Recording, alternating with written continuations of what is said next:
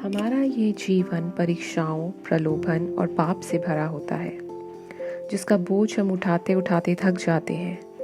लेकिन परमेश्वर के अनुग्रह करने से हम परमेश्वर के राज्य को, जो यीशु मसीह में है, खोज पाते हैं। और पवित्र आत्मा हमें हमारे पापों के प्रति उभारता है। जब हम अपने आप को दीन करते हैं परमेश्वर के सम्मुख और हृदय की सच्चाई से पश्चाताप करते हैं, जिससे हमें माफ़ी, आनंद, शांति और अनंत जीवन जो यीशु मसीह में है, उसकी आशा मिलती है। लेकिन ज़्यादातर हम अस्थायी बातों का समझौता स्थायी चीज़ों के साथ करते हैं। शैतान जो इस संसार पर राज्य करता है, उसका साम्राज्य अस्थायी है, लेकिन यीशु मसीह द्वारा शासित परमेश्वर का राज्य अनंत काल के लिए स्थायी है। मैं आपके साथ एक दर्शन साझा करना चाहती हूँ, जिसके माध्यम से पवित्र आत्मा ने मुझसे बात की। मैंने देखा कि एक आदमी जो मुझे एक मजदूर की तरह लग रहा था, वह बहुत ही थका हुआ था और वह एक कुल्हाड़ी के साथ एक विशाल पत्थर को तोड़ रहा था अपनी जीविका के लिए, ताकि वह एक अच्छा लायक जीवन बिता सके। और जब वह इस विशाल पत्थर को तोड़ रहा था, तभी उसे एक सुंदर कीमती पत्थर मिलता है, उस विशाल पत्थर के बीचों बीच, जो उसने पहले कभी नहीं देखा था। और वह उस कीमती पत्थर को पाकर बहुत खुश हो जाता है और तुरंत उसकी सारी थकान और घबराहट दूर हो जाती है। लेकिन अगले ही पल मैंने देखा कि वह सब कुछ छोड़कर उस कीमती पत्थर का व्यापार करने चला जाता है और उसे अपने अधिक संतोषजनक जीवन के लिए बेच देता है। पवित्र आत्मा ने मेरा ध्यान मत्ती रचित सुसमाचार उसका 13 अध्याय और उसकी 44 आयत की ओर खींचा, जहाँ यीशु कह रहे हैं, स्वर्ग का राज्य खेत में छिपे हुए धन के समान है, जिसे किसी मनुष्य ने पाकर छिपा दिया और मारे आनंद के जाकर और अपना सब कुछ बेचकर उस खेत को मोल लिया।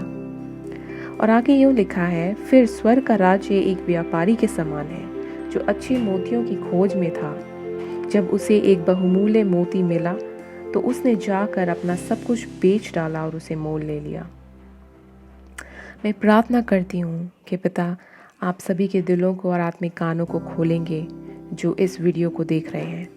हर एक कठोर और बंद हृदय और हर एक बंद कान इस समय खुल जाएं, ताकि वे समझ पाएं कि परमेश्वर का आत्मा उनसे क्या कहता है। यीशु के सामर्थी नाम में, आमीन। हमारा विरोधी हमारे सामने उन सब बातों को रखता है जो हमारी आंखों को लुभाती हैं और हमारे शरीर के लिए संतोषजनक होती हैं। और वास्तव में उसकी प्राथमिक भूमिका होती है कि हम उनकी विनाश करने की छिपी प्रकृति को ना बूझ पाएं। यह एक परमाणु हथियार के समान है, जो निश्चित रूप से विनाश के लिए ही रचा गया है और उससे और कुछ उम्मीद नहीं की जा सकती है।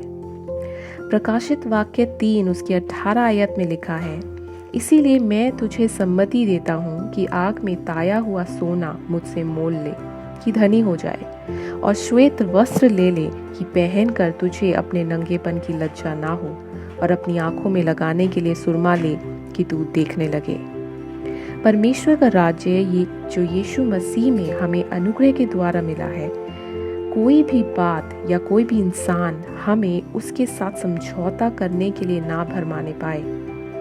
हमें यीशु मसीह और हमारा उसके साथ समय और संबंध और जितनी भी स्वर्गीय बातें हैं, उसका समझौता दुनियावी बातों के साथ नहीं करना है, क्योंकि वो हमारे शरीर को तो संतुष्ट करती हैं, लेकिन हमारे प्राण को नष्ट करती हैं। बहुत साफ अक्षरों में हम कई बार ऐसे ही मजदूर बन जाते हैं, जो जीवन को और अधिक जीने लायक बनाने की खोज में अक्सर उस कीमती पत्थर को, जो यीशु मसीह है, बेच देते हैं। क्योंकि हम अनुग्रह के द्वारा बचाए गए परमेश्वर की संतान हैं, इसीलिए हमें जिम्मेदार बनना चाहिए और उस कीमती पत्थर को थामे रहना चाहिए, जिसे परमेश्वर स्थायी, पवित्र और भावता कहते हैं। यीशु कल, आज और हमेशा एक सा है, और हमारे इस छोटे जीवन में उसकी गहराई को पूरी तरीके से जान पाना असंभव है। हमें उन्हें अपने जीवन में एक व्यक्ति के रूप में देखना चाहिए, जिसके साथ हम बैठें और बातें करें। वह हर एक दिन अपने आप को हमारे जीवन में एक नए तरीके से प्रकट करते हैं, लेकिन तब जब हम उनके साथ बैठते हैं। मैं आपसे पूछना चाहती हूँ, क्या आपने इस सबसे खूबसूरत कीमती व्यक्ति यीशु को सचमुच खोजा है? यीशु ने आज आपको अपने बारे में कौन सी गहरी बात बताई है? यदि हमने अपने दैनिक जीवन में यीशु का अनुभव इस तरह नहीं किया है, तो मैं आपको बताना चाहती हूँ, हमने इस जीवन में अभी तक कीमती पत्थर को नहीं पाया है। हमें उस आदमी की तरह बनना है जिसके बारे में यीशु ने कहा था, जिसने इस सबसे बड़ी कीमत का कीमती पत्थर पाया और दुनिया की हर चीज को उस कीमती पत्थर के लिए बेच दिया। मैंने पवित्र आत्मा से सीखा है कि ऐसा करने के लिए हमें अपना समय, इच्छा, मकसद, समर्पण, शक्ति, अहंकार, आत्मनिर्भरता, दोस्त और कई लोग और बहुत कुछ देना होगा। परमेश्वर चाहते हैं कि हम वो लोग बने जो कभी भी उस कीमती पत्थर को, जो यीशु मसीह है, ना बेचें, ना समझौता करें, बल्कि उस कीमती पत्थर को रखने के लिए बाकी सब कुछ छोड़ दें। आप पवित्र आत्मा की सहायता से परमेश्वर के साथ आपके रिश्ते में बढ़ सकते हैं। उनके बिना यीशु और परमेश्वर के राज्य को जानना और उसमें बने रहना असंभव है।